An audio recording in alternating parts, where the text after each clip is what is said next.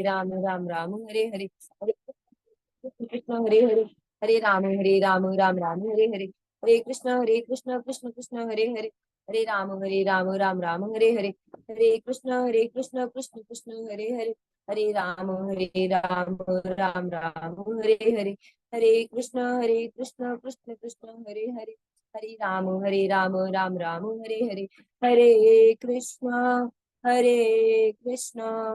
कृष्ण कृष्ण हरे हरे, हरे राम राम राम हरे हरे। श्री राधा रमन लाल की जय। श्रीमन चैतन्य महाप्रभु की जय। श्री वृंदावन धाम की जय। श्री हरिनाम संकीर्तन की जय। सद्गुरुदेव भगवान की जय। सभी भक्त वैष्णव वृंद की जय। जय जय श्री राधे, जय जय श्री राधे, जय जय श्री राधे श्याम निताई गौर हरि बोल। गौर प्रेमानंदे हरि हरि बोल। वाञ्छाकल्पतरुभ्यश्च कृपा सिन्धुभ्यैव च पतितानाम पावनेभ्यो वैष्णवेभ्यो नमो नमः। श्री राधा रमन लाल के श्री चरणों में अपने अनंत प्रेम, श्री सद्गुरुदेव भगवान के श्री चरणों में अपने दृढ़ निश्चय और आप सभी के चरणों में अपने अनंत प्रेम को मैं प्रकाशित करते हुए आपको प्रणाम करती हूँ। आइए आज अविलंबित रूप से, क्योंकि अभी भी हम विदेश यात्रा में हैं और in the middle of a lot of things, but हम जल्दी से आज की क्लास में डायरेक्ट प्रवेश करेंगे जिससे कि हमारा कोर्स जो है वो पीछे नहीं रहे, and that is our priority. तो आइए अभी हम श्रीमद् भगवत गीता के एकादश 11th चैप्टर पर हम लोग हैं, which is a very very important chapter. और साथ ही में ये इंपॉर्टेंट चैप्टर क्यों है? क्योंकि इस चैप्टर में ही भगवान ने अर्जुन को अपनी असलियत दिखाई है।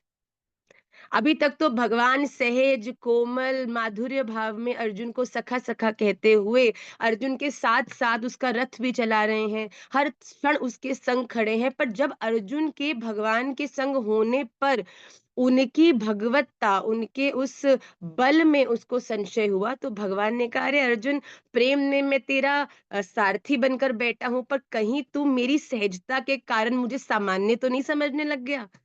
ये तो मेरा प्रेम है कि तेरे लिए आज मैं आले में राधा रमन बन के ठाड़ा हूँ। आज ये तो मेरा तेरे प्रति भाव और प्रेम है कि तुझे मैं सहजता से दिख रहा हूँ। पर अगर तू ये सोचे कि मैं केवल टेढ़ी टांग करके केवल बंशी बजा सकूं, तो ये साची बात है ना है। मेरे 1 2 3 4 5 6 हाथ नहीं, सहस्त्र बाहु शीर्ष, मतलब कि सहस्त्र हाथों, सहस्त्र शीर्ष, सहस्त्र पाद, ऐसा मेरा जो विस्तृत विराट स्वरूप है, ये मेरा असली स्वरूप है, जिसके एक कोने के भी एक अंश में न जाने कितने ब्रह्मांड डोल रहे हैं भैया। तो तुम मेरी सहजता को, वो मेरी सामान्यता मत समझियो। तो भगवान ने, इसीलिए 11वां जो अध्याय है वो मुझे बड़ा प्रिय लगता है। क्यों? क्योंकि इसमें आपको पता चलता है कि बार बार जिनको हम फॉर ग्रांटेड ले लेते हैं ना, जिनको सोचते हैं कि अरे यार ये क्या कर लेंगे, छोटे से हैं, बंशी लेके बैठे हैं, क्या करना चाहिए, इन पे विश्वास के नहीं। पर भगवान कहते हैं इस दुनिया का एक पत्ता भी मेरी परमिशन के बिना हिल नहीं सके, ये मेरा बल है भैया। ये तो तुम्हारे लिए सहज करके ये मंद मंद जो हवा बह रही है, इतनी सुंदर तुम पर सूर्य का प्रकाश आ रहा है, इतना सुंदर तुम्हारा जीवन हो रखा है, ये तो मेरी तुम पर करुणा दृष्टि है। क्या करूं? प्रेम है क्यों है तुमसे।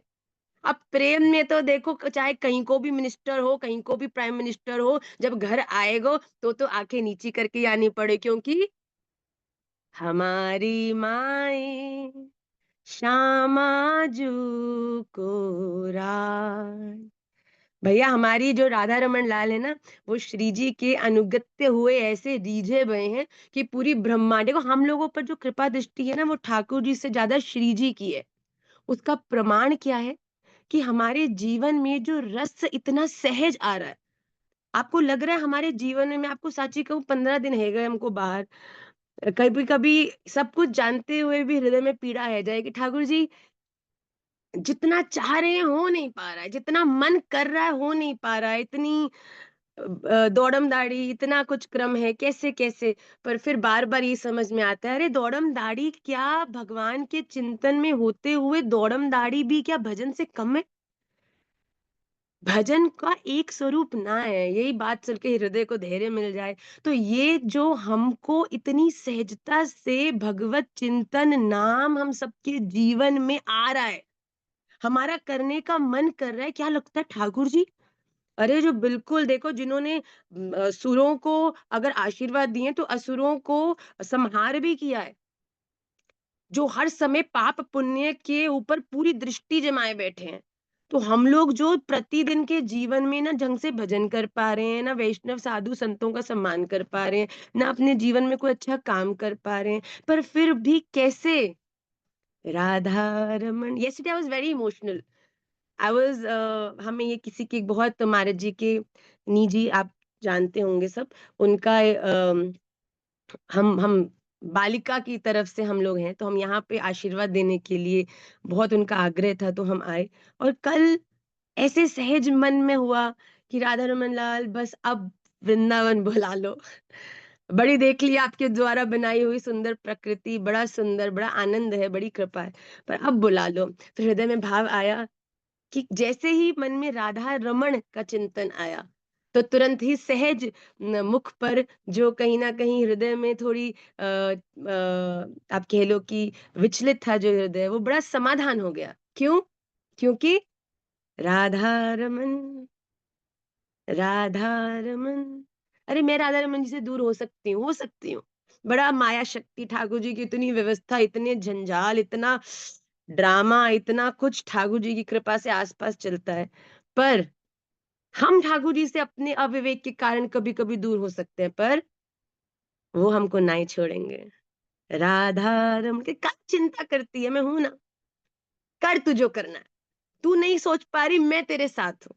तो बड़ा आनंद की बात है। फिर मैं इधर उधर हो जाती हूँ। चलो आइए जल्दी से, श्रीमद् भगवत गीता का 11वां अध्याय हम सबको ये चीज का पूरी तरह से प्रमाण देता है कि कैसे ठाकुर जी हम पर कृपा बनाए बैठे हैं। श्री जी की अहेतु की कृपा हम सब पर, हमारे जीवन में किस प्रकार हमें इस आनंद को लेने में, no matter where you are, other country, other place, you've not seen Radha Ramanji for a long time, doesn't matter. If you love him, if you have feelings for him, he will make sure that he will make you realize that wherever you are, I am there.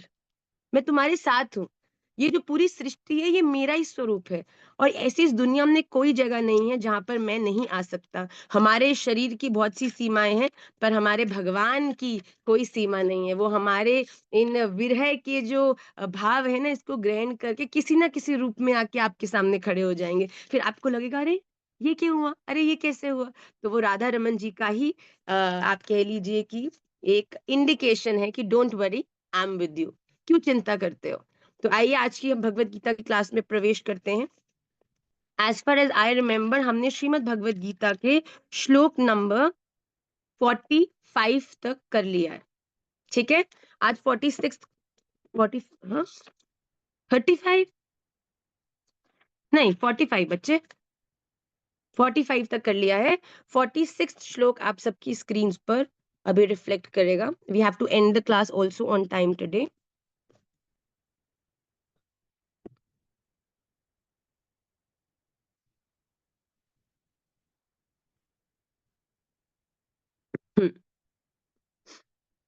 किरीटिनं गदिनं चक्रहस्त, इच्छामि त्वां द्रष्टुमहं तथैव। तेनैव रूपेण चतुर्भुजेन सहस्रबाहो भव विश्वमूर्ते। किरीटिनं गदिनं चक्रहस्तनम् इच्छामि त्वां द्रष्टुम अहं तव, तथा एव तेन एव रूपेण चतुर्भुजेन सहस्रबाहो भव विश्वमूर्ते। अहम, मैं, तथा वैसे ही त्वाम आपको, किरीटिनम मुकुट धारण किए हुए, तथा गदिनम गदा और चक्र हाथ में लिए हुए द्रष्टुम देखना चाहता हूं। इसीलिए विश्व मूर्ते है, विश्व स्वरूप, सहस्त्र बाहो बहुत सहस्त्र हाथों वाले, तेन एव उसी चतुर्भुजेन चतुर्भुज रूप से प्रकट हो जाइए। अब जब भगवान को पहले सखा रूप में भगवान ने अर्जुन को दर्शन दिए, तब तो अर्जुन कहीं ना कहीं संशय करने लगे। और जब भगवान ने अपना विराट स्वरूप दिखाया, एक मुख से अग्नि निकल रही है, एक मुख से ज्वाला निकल रही है, लोग जो असुर हैं वो भगवान के दांतों तले दबाए जा रहे हैं, किसी का मुंह दिख रहा है, किसी के चरण दिख रहे हैं, रक्त भगवान के मुख से निकल रहा है। ऐसा देख के अर्जुन इतना डर गए कि अर्जुन हाथ जोड़ के भगवान को कहने लगे, भगवान मैं आपका जो दर्शन कर रहा हूं, मैं मूर्ख था कि मैं आपके उस विराट अनुभव से वंचित होकर आपके बल पर संशय करने लगा। आई एम सॉरी, आप प्लीज फिर से अपने सहज रूप में आ जाइए। आप फिर से उसी प्रकार वंशीधारी बराह पीडम नटवर वपु कर्णयो कर्णिकारम बिभ्रद वास कनक कपिशम वही जयंतिम चमालम। भगवान आपका जो मधुर स्वरूप है ना, कि आप जो मधुराधिपते अखिलम मधुरम वाला जो आपका भाव है ना, प्लीज आप उसमें वापस प्रकट है जाओ। ये मेरी मूर्खता थी कि मैं आपको समझने में गलती कर बैठा। या भगवान को अर्जुन क्या कह रहे हैं, मैं आपको वैसे ही जैसे आप मुझे इस विराट स्वरूप को दिखाने से पहले मेरे सखा थे, किरीट मतलब मुकुटधारी, गदाधारी और हाथ में चक्र लिए हुए, अर्थात चतुर्भुज रूप से आपको देखना चाहता हूं। आपके इतने कह लीजिए उग्र स्वरूप का दर्शन करके मुझे डर लग रहा है। जैसे होता है ना कि चलो आपको एक संसारिक एग्जाम्पल देती हूँ, कि कभी हम जीवन में कभी कुछ गलती करते हैं, घर में कोई प्लेट तोड़ दी, चम्मच फोड़ दिया, शीशा फोड़ दिया, तो क्या कहती है, मैया आती हैं और देख गुस्से के अंदर, ये क्या किया तूने। तो हम क्या, बच्चा क्या करता है, ओ सॉरी सॉरी, अभी साफ करता हूँ, अभी साफ करता हूँ, तुरंत कपड़ा लेकर उसको साफ करने लगता है। और जैसे ही साफ करता है और कहता है अच्छा मम्मा अब ठीक है, क्षमा कर दो, सॉरी, अब आप कूल हो जाओ, अब आप मुस्कुरा दो, मैंने साफ कर दिया ना, माना मैंने गलती करी, माना मैंने तोड़ा, पर मैंने ठीक कर दिया ना, अब आप फिर से मुस्कुरा दो, प्लीज प्लीज आप फिर से मुस्कुरा। अर्जुन की बिल्कुल यही स्थिति है। भगवान जब पहले बिल्कुल सहज थे, बिल्कुल आनंद में थे, तब अर्जुन ने समझा नहीं। फिर इतनी आसक्ति की जो ये भसड़ अर्जुन ने फैलाई, फिर भगवान ने विराट स्वरूप दिखा, अर्जुन ने कहा नहीं नहीं नहीं भगवान, अब मुझे सब समझ आ गया, मुझे कोई संशय नहीं, आप फिर से मेरे मेरे गोविंद बनकर ही चतुर्भुज रूप धारण कर कर मेरे सामने आ जाओ। इसीलिए हे सहस्त्र बाहो, हे विश्व मूर्ते, आप उसी चतुर्भुज रूप से मेरे सामने प्रकट हो जाइए, मतलब आप फिर से मेरे सामने प्रसन्न हो जाइए, सहज हो जाइए। अगले श्लोक को देखेंगे।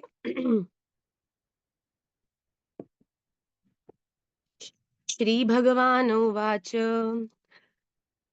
मया प्रसन्नेन तवार्जुनेदं रूपं परं दर्शितमात्मयोगात्,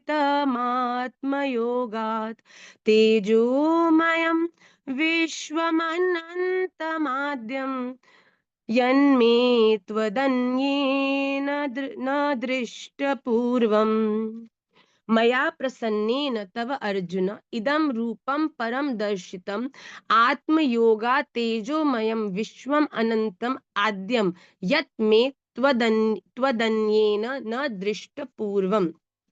इस प्रकार अर्जुन की प्रार्थना सुन के भगवान ने क्या कहा, अर्जुन प्रसन्न अनुग्रह पूर्वक, मया मैंने, आत्म योगात अपनी योग शक्ति के प्रभाव से, इदम यह, मेरा परम तेजोमयी, आद्यम सबका आदि मतलब जिससे सब कुछ प्रारंभ होता है, अनंतम इनफाइनाइट समीर सीमा रहित, विश्वम विराट रूप तुझको दर्शितम दिखलाया है, जिससे त्वदन्येन तेरी आसक्ति, तेरे अतिरिक्त दूसरे किसी ने न दृष्ट पूर्वम पहले नहीं देखा।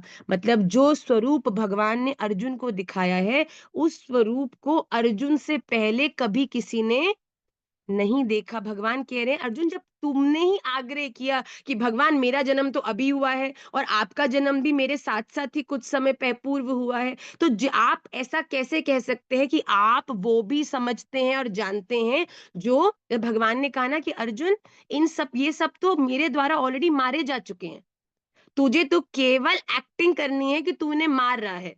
तो जब अर्जुन ने बोला आप ऐसे क्यों कह रहे हैं? आप कैसे कह सकते हैं कि इन्होंने पूर्व में ऐसा करा है जिसके कारण ये ऑलरेडी मर चुके हैं? तो भगवान ने कहा देख तूने समय-समय पर संशय किया और तेरे ही प्रेमवश, अनुग्रहवश मैंने अपने इस विराट स्वरूप का तुझे दर्शन कराया, जिससे कि तू पुनश्च किसी भी मोह में फँसे नहीं।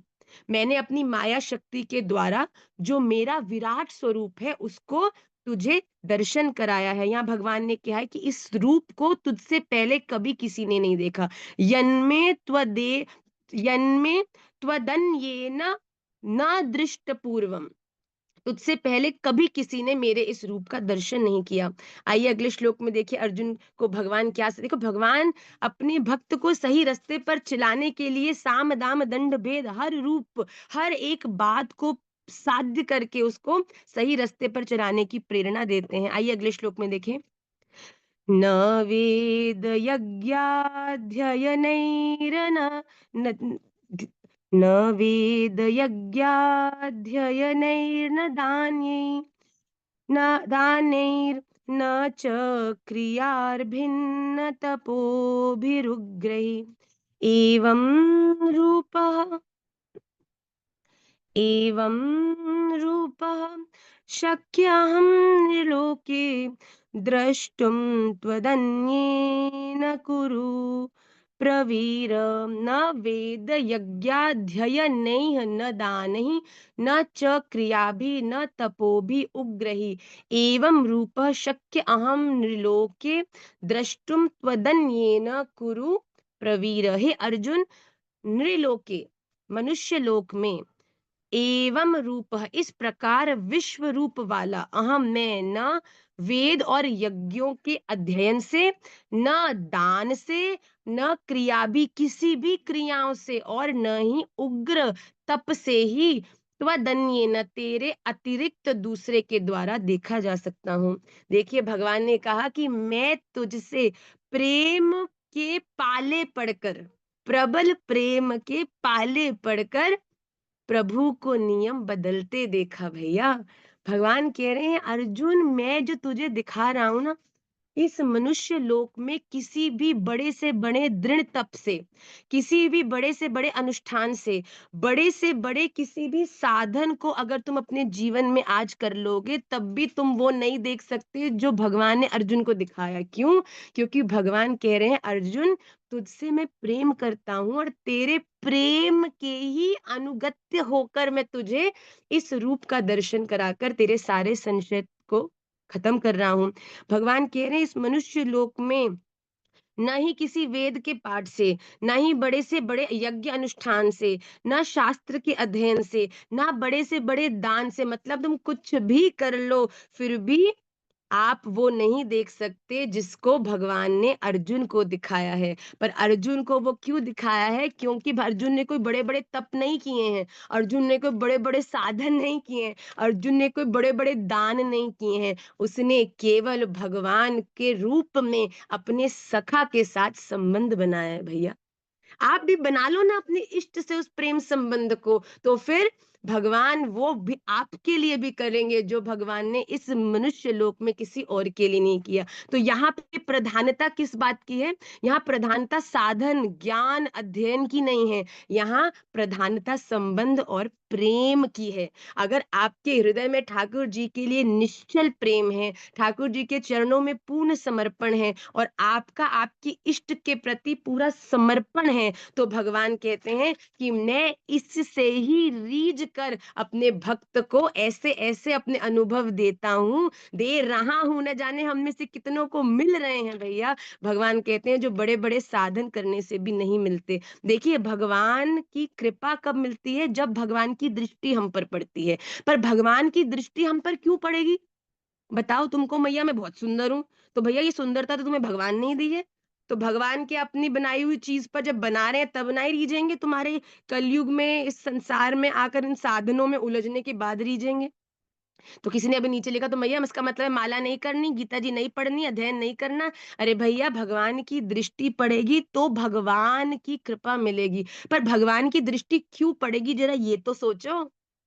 जब तक जीवन में संकल्प नहीं होगा, जब तक जीवन में भजन नहीं होगा, जब तक जीवन में आपकी साधना नहीं होगी, तब तक क्या ये मायावी विकराल संसार तुम्हें छोड़ देगा? तुम्हें अपने जीवन में इस प्रकार बनने देगा कि तुम भगवान की दृष्टि में सुंदर बन पाओ?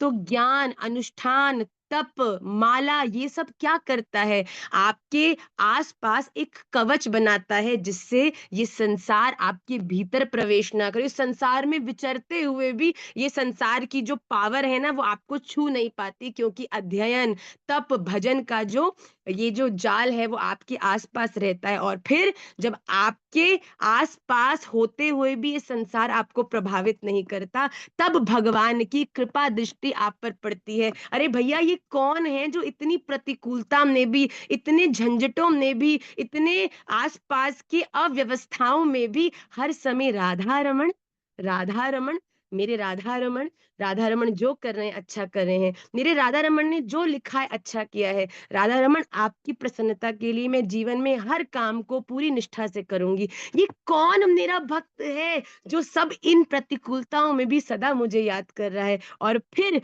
भगवान और आपका वही संबंध व्याप्त हो जाता है जो भगवान और अर्जुन का भी है। जल्दी से आइए अगले श्लोक को लें। ना जाने मैं हमेशा क्लास को तेज करने की कोशिश करती हूँ, पर क्यों नहीं हो पाती मुझसे। आइए। माते व्यथा मा च विमूढभावो दृष्ट्वा रूपं घोरमिदृढमेदम् व्यपेतभिप्रीतमना पुनस्त्वं तदेव मे रूपमिदं प्रपश्य। मा ते व्यथा मा च विमूढभावः दृष्ट्वा रूपं घोरम् ईदृक् मम इदं व्यपेतभिः प्री प्रीतमनः पुनः त्वं ततः एव मे रूपम इदं प्रपश्य।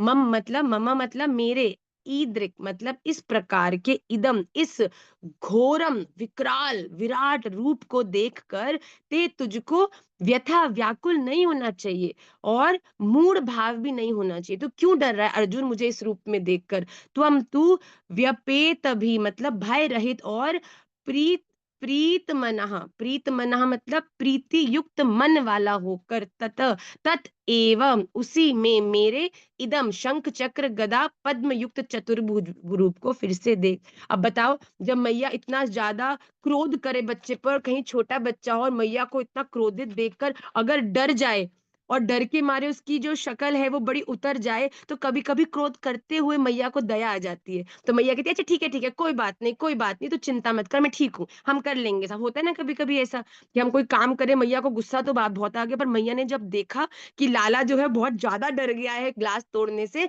तो मैया अपने उस क्रोध को शांत करके तुरंत सहज हो जाता है। ठीक है कोई बात नहीं, डर मत, ठीक है साफ कर लेंगे। तो जैसे अर्जुन को ऐसा देखा कि अर्जुन के तो होश उड़ गए भैया।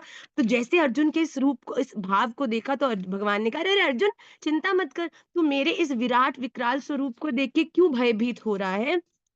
तेरी प्रसन्नता अगर मेरे चतुर्भुज रूप को देखने में ही है, तो मैं तुझे फिर से चतुर्भुज रूप में ही दर्शन देता हूँ। अर्जुन को भयभीत देखकर भगवान कहते हैं कि मैं चाहे शांत अथवा उग्र किसी भी रूप में दिखाई दूं, हूं तो मैं तुम्हारा ही सखा।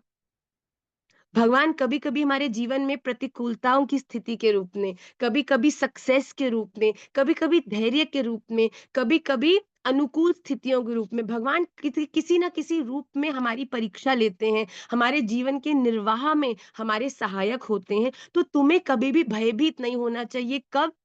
जब तुम्हारा संबंध बिल्कुल प्रगाढ़ हो। भगवान कह रहे अर्जुन मैं तेरे लिए जो भी बन जाऊं, कैसा भी बन जाऊं, चाहे चतुर्भुज बन जाऊं, चाहे उग्र बन जाऊं, चाहे शांत बन जाऊं, मेरे जीवन की एक सत्यता है, और वो क्या है कि कुछ भी बन जाऊं रहूंगा तो मैं हमेशा तेरा सखा ही। मेरा भाव जो तेरे प्रति है वो सदा सखा का ही रहेगा। तो तू क्यों डरता है? तू बिल्कुल भी डर मत, मैं हमेशा तेरे साथ हूं। तू डर गए, तुम डर गए, तो ये तुम्हारी मूर्खता है। अगर तुमने अपनी प्रतिकूल स्थिति में भगवान के संबंध पर संशय कर लिया, भगवान मैं तो आपको अपना कांत मानती हूँ, मैं तो आपको अपना प्रिय मानती हूँ और आपने इस परिस्थिति में मेरा साथ छोड़ दिया। तो भगवान कहते हैं ये तुम्हारी मूर्खता है, ये तुम्हारा बेवकूफ़ी है, क्योंकि जब मैं किसी से प्रेम करता हूँ तो उसे कभी छोड़ नहीं सकता। जो कुछ दिख रहा है वो सब मेरी ही लीला है। अरे भगवान, तुम राधा रमण बोल पा रहे हो, तुम राधा रमणीय हो चुके हो।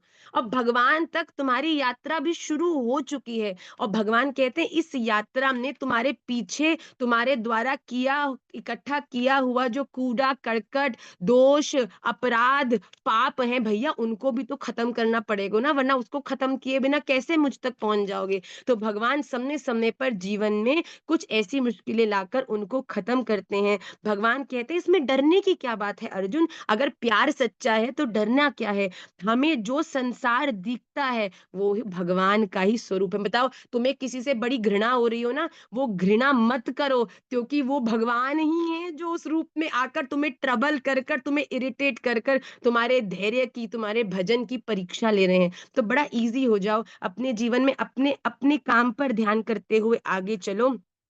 कारण कि विराट रूप तो दिव्य और अविनाशी है, पर दिखने वाला संसार भौतिक और नाशवान है। मतलब कि जैसे हमें भौतिक वृंदावन तो दिखता है कि नहीं? वृंदावन जाते हैं, मंदिर दिख रहे हैं, गलियां दिख रही हैं, टूटी रोडें दिख रही हैं, नाले दिख रहे हैं, पर हमें उसके भीतर का जो दिव्य वृंदावन है वो नहीं दिखता। पर आपको क्या लगता है, क्या वृंदावन में रास नहीं होता? क्या हमारे राधा रमन लाल हमेशा ऐसे ही खड़े रहते हैं? अरे नहीं भैया, पट जैसे ही बंद होता है हमारे ठाकुर जी अपना सब धरा धुरू के तुरंत रास में दौड़ते हैं। तो ये जो दिव्य वृंदावन का दर्शन है ना, ये भगवान कहते हैं, ये इसका अगर तुम्हें दिख नहीं रहा इसका अर्थ ये नहीं कि ये होता नहीं है। ऐसे ही हमें भौतिक विश्व तो दिखता है पर भीतर की दिव्यता उस विश्व में विद्यमान है, और वो और दिव्यता कौन है? वो राधा रमण है। ऐसे दिखने में कारण है कि सुख भोग की इच्छा हमारे जीवन में जब जब हमारे स्वसुख स्व संकल्पों की पूर्ति की इच्छा होगी, भगवान कहते हैं तब तब तुम्हें जीवन में भगवान की अनुभूति नहीं होगी। क्योंकि कोई जब तुम अपने सुख के लिए कुछ कर रहे हो, तुम्हारे सुख के अनुसार वो नहीं होगा तो तुम्हें पीड़ा देगा और फिर तुम्हें क्रोध आएगा। पर जब तुम्हारे जीवन में भगवान की कृपा होगी, तब जीवन में नव आने वाली चीजें भी प्रसाद के रूप में समझने की योग्यता हमको प्राप्त होगी। आइए जल्दी से हम आज की क्लास का लास्ट श्लोक जो भगवत गीता का है उसे लेके सहस्त्र नाम के श्लोकों की ओर बढ़ेंगे जल्दी से।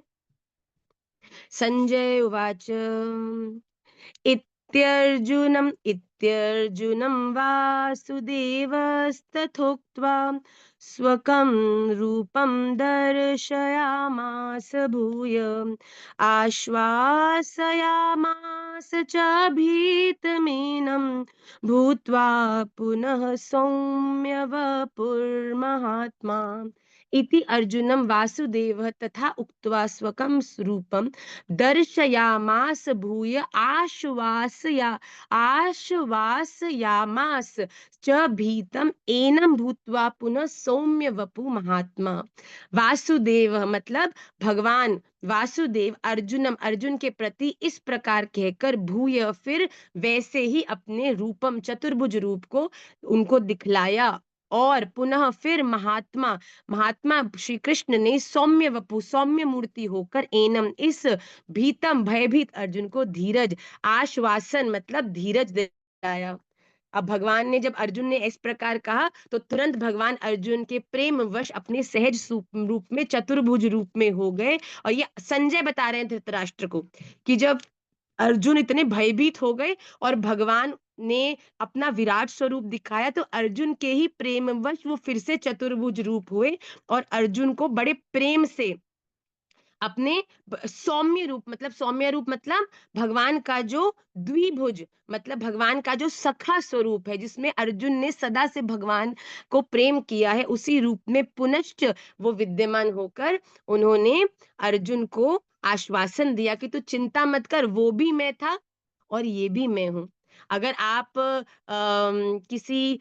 आपके पिताजी अगर सुप्रीम कोर्ट के जज हैं, तो आप देखेंगे अगर कभी आप कोर्ट रूम में जाओ, तो कोर्ट रूम में वो इतने स्ट्रिक्ट बैठते हैं और सब उनसे थर-थर काँपते हैं कि क्या सज़ा दे देंगे, सब सैल्यूट कर रहे हैं। पर वही पिताजी जब घर आते हैं, कोर्ट उतार देते हैं, तो अपने हाथ से आपको प्रसाद भी पवाते हैं, आपको नवा भी देते हैं, आपके संग बैठ के हा, हा, ही भी करते हैं। तो भगवान कहते हैं देखो, पिता तो वही है, पर जब बाहर है तो सुप्रीम कोर्ट का जज है और जब घर में है तो पिता है। तो इसका मतलब ये नहीं कि 2 इंडिविजुअल्स ही अलग हैं, ये दोनों हैं तो एक ही, पर रोल समय-समय पर अलग-अलग निभा रहे हैं। तो वैसे ही हमारे भगवान भी हैं, अर्जुन कह रहे हैं भगवान अर्जुन को कह रहे हैं, "अर्जुन, ये विराट स्वरूप में जिनको तू देख रहा है ना, ये भी मैं हूँ, पर तेरे लिए मैं इस रूप में तेरा सखा होकर विद्यमान हूँ, तो तू डर मत।"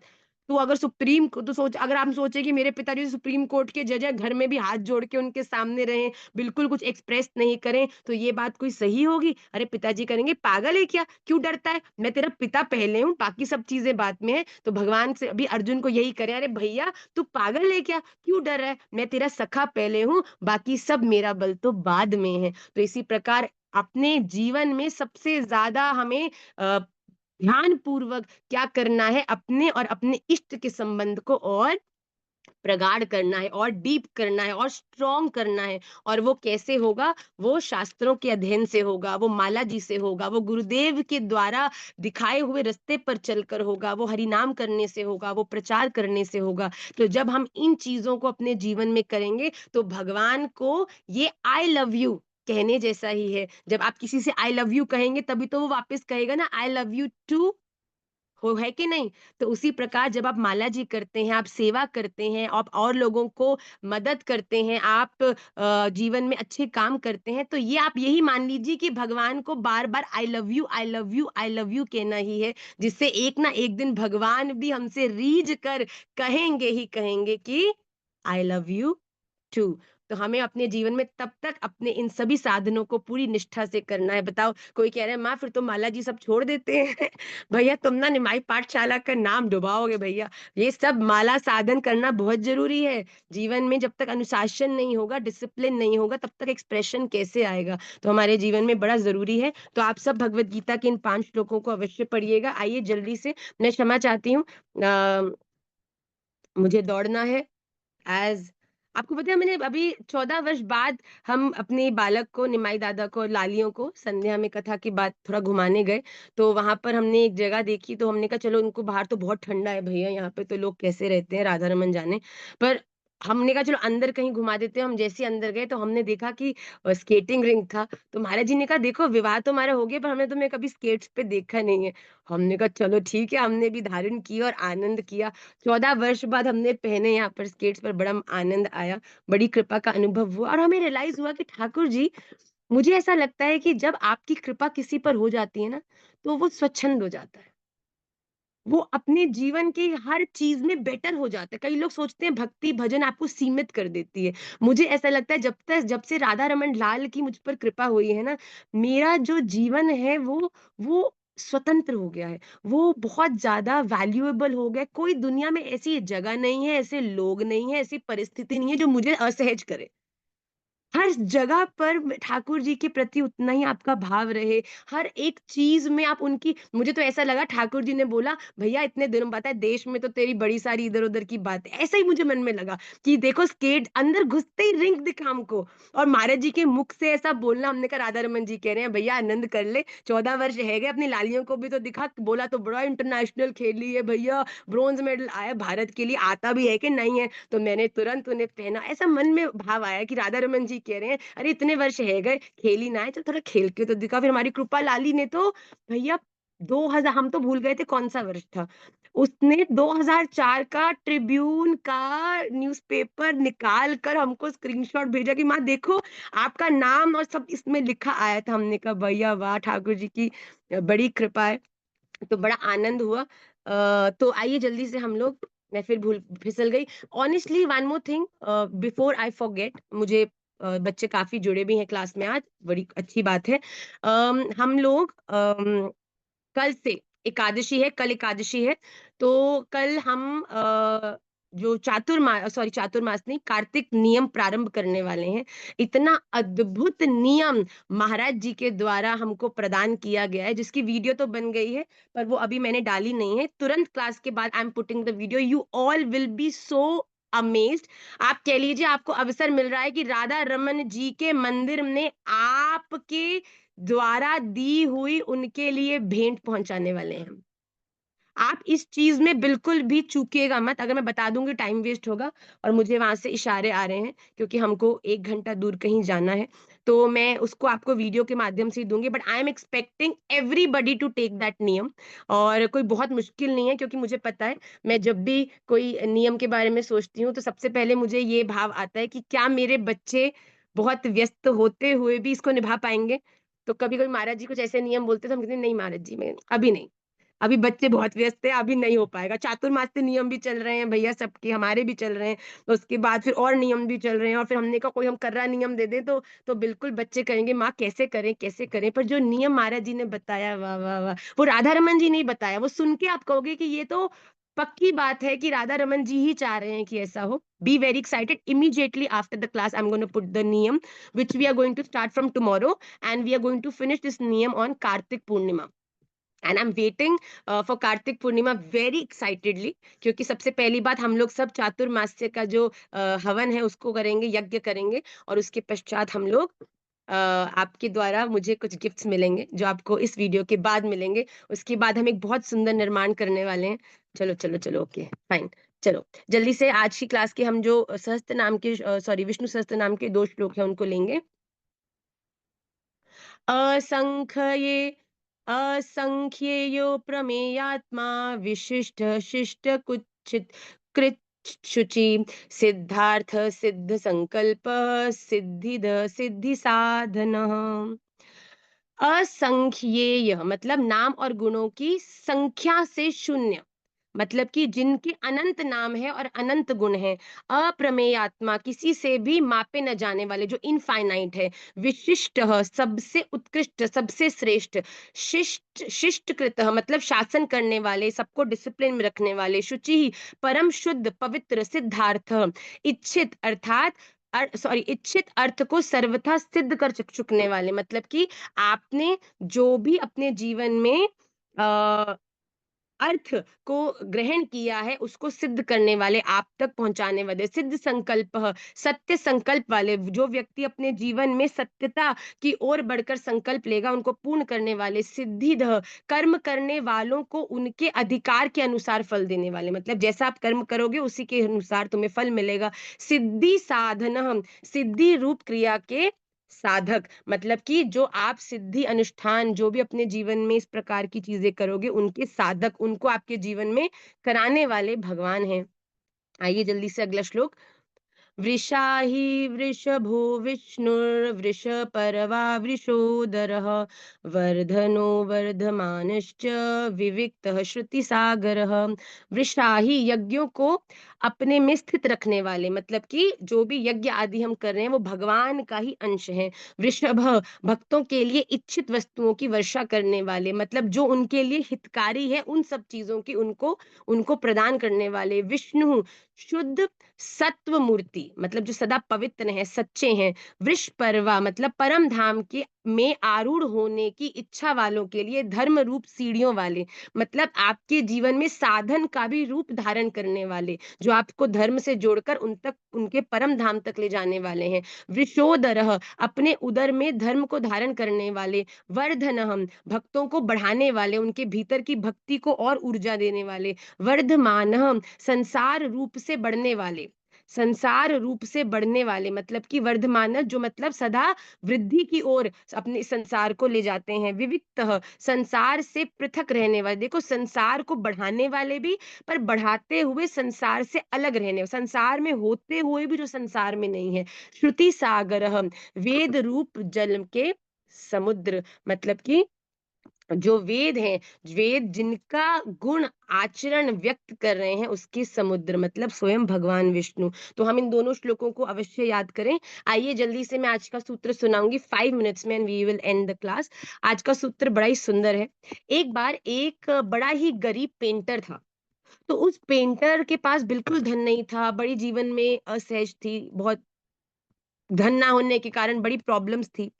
तो वो हमेशा सोचता था कि काश मेरे जीवन में कुछ ऐसा हो जाए कि मैं धनवान हो जाऊँ, मेरा जीवन भी कंफर्टेबल हो जाए, सहज हो जाए। वो पेंटिंग्स तो बनाता था और उनको बेचता था, ऑनलाइन पोर्टल्स पे भी डालता था, तो दुनिया तो देखती थी पर ऐसा कुछ उसको आमदनी उससे नहीं होती थी। तो एक दिन उसके द्वार पर एक महिला आई और उस महिला ने आके दरवाजा खटखटाया और जैसे ही उसने द्वार खोला, तो देखा कि एक महिला बड़ी सहज सामान्य सी उसके सामने खड़ी है। उसको कहा कि जी मैंने आपका एक जगह पर देखी पेंटिंग और मेरे हृदय को बड़ा प्रभावित करी, तो मैं एक पेंटिंग आपसे बनवाना चाहती हूँ। तो उस व्यक्ति ने कहा कि हाँ, बिल्कुल आप बनवाइए, थोड़ा खुश भी हो गए, चलो 100-200 रुपए घर में आएँगे, आनंद होगा। तो उस महिला ने उससे पूछा कि मैया आप माताजी बताइए किसकी पेंटिंग बनानी है? तो उसने बोला कि आप मेरा पोर्ट्रेट बनाइए। तो वो महिला सामने बैठ गई, उस पेंटर ने पेंटिंग करनी शुरू करी और जब भी उसने पेंटिंग विश्राम करी, तो जब उस महिला ने उस पेंटिंग को देखा, तो वो इतनी खुश हो गई कि इससे सुंदर तो उसका पोर्ट्रेट आज तक किसी ने नहीं बनाया। तो उसने महिला ने खुश होकर उस व्यक्ति से पूछा कि हाँ जी, बहुत सुंदर है, आप मुझे बताइए कि आप इसके कितने पैसे लेंगे? क्योंकि देखो आर्ट की तो कोई वैल्यू नहीं है। तो उस व्यक्ति ने मन ही मन सोचा, ऐसा करता हूँ ₹100 माँग लेता हूँ। तो ₹100 नहीं, अच्छा देखने में तो जो इतनी भी कुछ इतनी भी कह लो आप धनवान नहीं लग रही, पर ऐसा करता हूँ चलो ₹500 तो माँग ही लेता हूँ, 500 बोलूँगा तो 400 देगी। तो ऐसे करते-करते वो सोचने लगा, कहते हैं पर क्या पता 500 से ज़्यादा देने का मन मन बना के आई हो, तो ऐसा करता हूँ इसी पे छोड़ देता हूँ कि क्या देना चाहती है। उसके बाद फिर सोचा नहीं अगर इसी को छोड़ दिया तो ₹50 दे के चली गई तो मेरा बिल्कुल ही काम खराब हो जाएगा। 4 घंटे भी गए और पैसा भी कुछ नहीं आया। तो बड़ी देर तक सोचता रहा, फिर क्या किया, फिर सोचा कि अच्छा बोला माताजी आपको जो देना है आप दे दीजिए। तो माताजी ने बोला अच्छा ठीक है। तो उस माता ने अपने साथ एक पर्स लाई थी और उस पर्स को उस पर्स को उस व्यक्ति को दे दिया। बोला ये पर्स आप मेरा रख लीजिए और आप ये रख लीजिए बस। तो उस बंदे ने सोचा ना तो मेरी अभी शादी हुई है, शादी करने जैसे हाल ही नहीं है कि वो शादी कर पाऊँ। उसके बाद ये पर्स का मैं क्या करूँगा और बेचने जाऊँगा, कहाँ बेचूँगा, क्या पैसा मिलेगा? तो उसने बोला माताजी प्लीज़ ये पर्स-वर्स मुझे नहीं चाहिए, पर्स आप अपने पास वापस रख लीजिए, मुझे तो आप ₹500 दे दीजिए। तो जैसे ही उस व्यक्ति ने बोला कि मैं ₹500 दे दीजिए, तो उस माता ने बोला कि आप शायद मुझे जानते नहीं हैं। तो उसने बोला, "हाँ जी, बिल्कुल, आप पहली बार मेरे घर आई हैं, इससे पहले तो हमारी कभी भेंट हुई नहीं, तो आप कौन हैं?" तो उस लेडी ने बताया कि मैं इस पूरे रीजन की इकलौती सबसे धनवान महिला हूँ। I am a multi millionaire. तो जैसे ही उस व्यक्ति को पता चला वो बड़ा हैरान हो गया, इतनी सहज दिखने वाली और उसने कहा कि आप मेरा पर्स खोल के तो देखिए। तो जैसे ही उस व्यक्ति ने पर्स को खोल के देखा, कहाँ वो ₹500 माँगने वाले व्यक्ति ने जब देखा, तो उसके उस पर्स के अंदर 10 लाख रुपया उस महिला ने लाकर रखा था उस व्यक्ति को देने के लिए। ये देखते ही वो हैरान हो गया, रोने लगा और तुरंत कहा, "बहुत धन्यवाद, बहुत धन्यवाद।" उस महिला ने कहा मुझे लगता है जो आपकी कला है, आपकी जो निष्ठा है, आपका जो प्रेम है उसके सामने तो ये बड़ा कम है। मैं आपको और आगे तक ले जाऊँगी, आपका और प्रचार करूँगी और ये कहकर वो महिला वहाँ से उसका नंबर लेके चली गई। वहाँ से उस व्यक्ति की ज़िंदगी बदल गई भैया। क्या ये लगता है आपको ये जो मल्टी मिलियनेयर और जो ये गरीब, दुर्बल, दुखहारी पेंटर है, कुछ रिलेशन बैठ रहा है जीवन में? समझ आ रहा है कि ये मल्टी मिलियनेयर कौन हो सकते हैं और ये जो दुखी, दुर्बल, बहुत ही कठिन परिस्थितियों में गुज़रने वाले लोग कैसे दिखते हैं? कुछ हम जैसे ही दिखते हैं कि नहीं दिखते? हम क्यों भगवान से छोटी चीज़ें माँग-माँग कर अपने इतने अद्भुत समय को व्यर्थ कर रहे हैं बच्चों? भगवान हमारे पास अपने चरणार विंद की सेवा लेकर बैठे हैं। इस संसार से के कर्म बंधन से मुक्त कर अपने सालोक में आनंदित करने के लिए बैठे हैं और हम किस में फँस रहे हैं? मुझे ये टॉप दिला दो, मुझे ये गाड़ी दिला दो, मेरा ये घर बना दो, मेरा ये कर दो। भगवान कह रहे हैं, "अरे भैया, तुझे मैं परम घर ले जाने जा रहा हूँ और तू यहाँ के घर बन जाए ईंट के पोता के लिए, दोता के लिए, जो आपके मरने के बाद आपकी फ़ोटो भी नहीं लगाएँगे अपने 5 स्टार घरों में भैया। अपने जीवन में ज़रा ये बात को रियलिटी चेक ले लीजिए। तो ये जो मल्टी मिलियनेयर है ना, ये भगवान हैं और ये हमारे द्वार पर कब आते हैं, जब हम अपने गुण, अपने भजन, अपनी भक्ति के प्रति दृढ़ होकर, चाहे उससे 5 रुपया मिल रहा है, चाहे 10 रुपया मिल रहा है, उस व्यक्ति ने अपनी कला को नहीं छोड़ा, वो फिर भी बनाता गया। और एक ना एक दिन जब हम भी किसी प्रतिकूलताओं से अप्रभावित होकर, जीवन में किसी भी चीज अन्य से अप्रभावित होकर, अपने भजन भक्ति राधा रमन के प्रति, अपने प्रेम के प्रति जब हम पूरी तरह डेडिकेटेड रहेंगे ना, तब आएंगे, आएंगे राधा रमन लाल भी आपके द्वार पर खटखटाने भैया। आप भी खोलोगे द्वार, तब भगवान सामने होंगे ना, तो मन में आपके भी होगा, अरे भगवान से क्या मांग लूं, अपने पोतों के लिए, बेटे के लिए, इसके लिए, उसके लिए। अरे भगवान करेंगे, भैया तू क्या मांगने में उलझ रहा है और तुझे क्या देने में आया हूं। तू मांग रहा है संसार का सुख और मैं तुझे देने आया हूं अपना प्रेम, अपनी भक्ति। इस संसार के संपूर्ण जगत की जो ये रोज की जो द्वंद है, इनसे मुक्त करके मैं तुझे अपने आप को देने आया हूँ। हम बिल्कुल इन झंझटों में फंसे नहीं, हम केवल राधा रमन जी के प्रति, अपने भजन के प्रति, अपनी भक्ति के प्रति दृढ़ होकर जीवन में आगे बढ़े।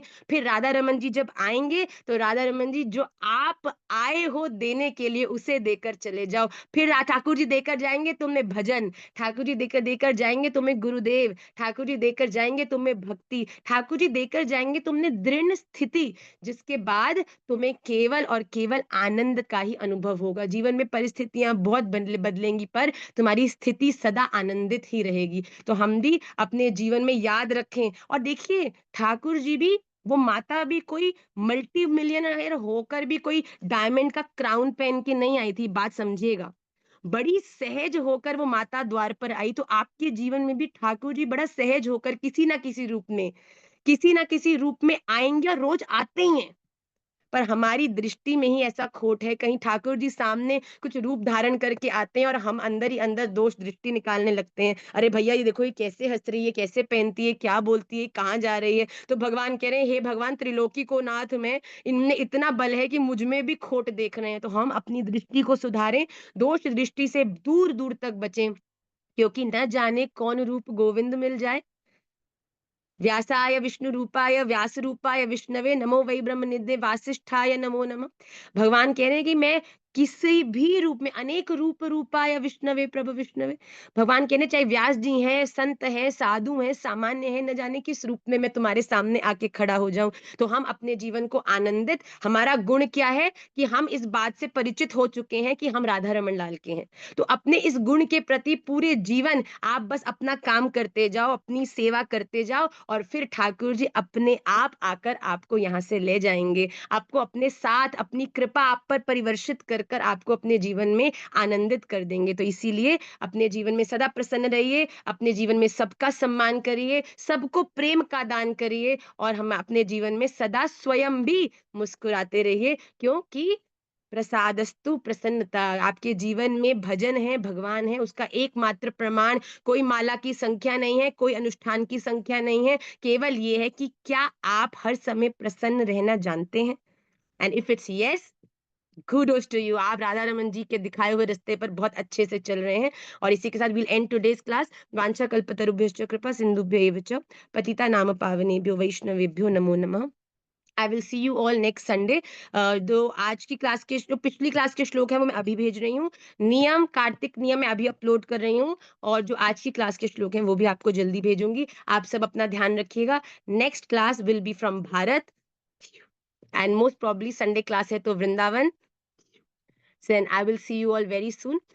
Please pray for me. Radha Raman लाल से आप जब प्रार्थना करें, आप ठाकुर जी के विशुद्ध प्रिय भक्त हैं, तो एक बार मेरे लिए भी कह दीजिएगा कि ठाकुर जी सदा अपनी कृपा दृष्टि मुझ पर बनाएं, कि मैं आप सबकी सेवा करने में कभी भी न चूकूं।